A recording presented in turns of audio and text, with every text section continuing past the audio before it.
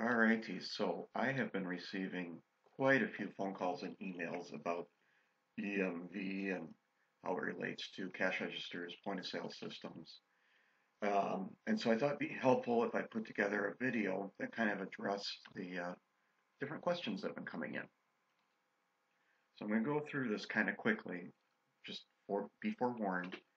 Um, And also, just as a heads up, this video is really designed for folks who are in the US. You accept debit and credit cards as payment in person. You're not just, an online only business or similar. So EMV, just as a refresher, it's an agreement between Europay, MasterCard, and Visa. It's related to the acceptance of chip cards. Chip-based credit and debit cards like Canada and the UK have used for many years already. So it's finally coming to the US. Liability shift date is October 1st of 2015. Keep in mind this applies to anyone and everyone who accepts debit and or credit cards as payment. And to be perfectly honest, if you don't comply, you're going to be 100% liable for any fraudulent transactions, and you may even lose the ability to accept credit and debit cards as payment, which should obviously have a huge impact on any business or organization. So first question that came up, they asked me, what if I use a standalone credit and debit card terminal? It's pretty easy. Ask whoever provided your equipment or whoever handles your merchant services account if your existing equipment can accept the chip-based credit and debit cards. If not, ask them when you will receive equipment that can accept the chip cards and obviously how much it's going to cost you. And then, keep in mind that with new equipment, you may need to change out some of your supplies, like the size of paper that you use.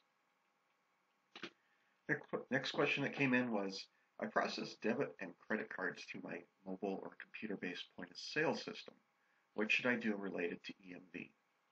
So basically, here what you need to do is you need to be asking the company that provided your point of sale system what the plans are so that your system is ready for EMV and can accept the chip cards by October 1st of 2015.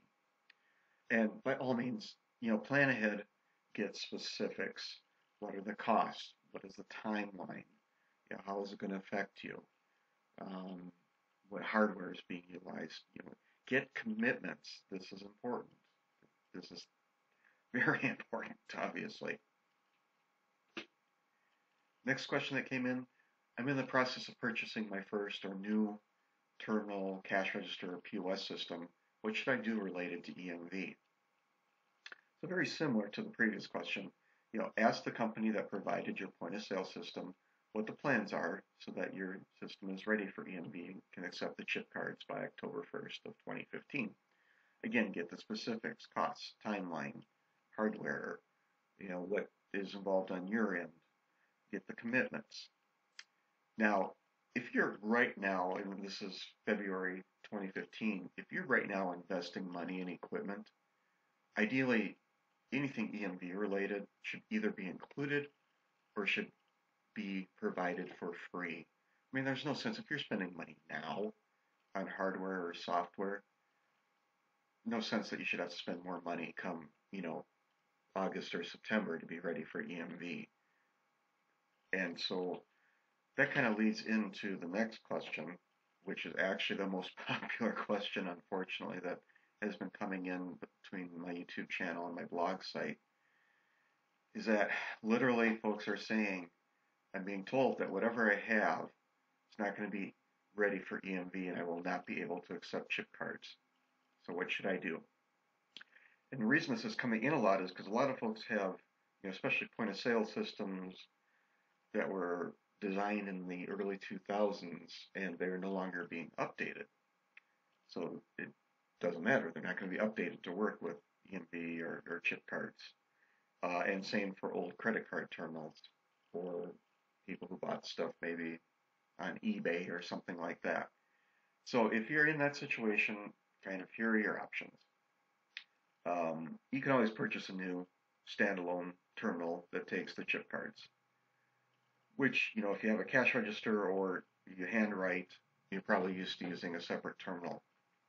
My concerns are with folks that have a computer-based or a tablet-based or smartphone-based point-of-sale system. They're used to swiping the card right within the system itself. Start using a separate terminal, and what I found is it really opens things up for employee error. The total's $16.50. The employee could type in $165. The employee could type in $1.65. It just really opens things up for error. And then at the end of the day, suddenly you're having to reconcile two pieces or two sets of data or two reports. Another option, especially for the computer-based systems, there are some third-party gateways that will allow you to use their gateway to authorize the chip cards. Nothing really wrong with that. Just keep in mind that they're going to take a few pennies from each transaction. I should say each and every credit and debit card transaction. So that might add up over time. And then a lot of folks too have been saying, well, I'm just going to upgrade. I've had my system for 5, 7, 10 years. It's time for an upgrade anyway, because who knows what's going to happen in 2016 or 2017. It's probably better to upgrade rather than go through these other options. So, that's something you can obviously contact me about if you need some free and unbiased advice related to your particular situation. Obviously, it varies then in that case whether you're retail, restaurant, or service. Every situation is different. Of course, you can do nothing, just ignore EMV and chip cards. But again, they're pretty serious about this. If you're, it's a liability shift date. That means you're liable. So you get hit for $5,000, $7,000, $10,000 in fraudulent transactions, you're out. You're out that money. And then even more so,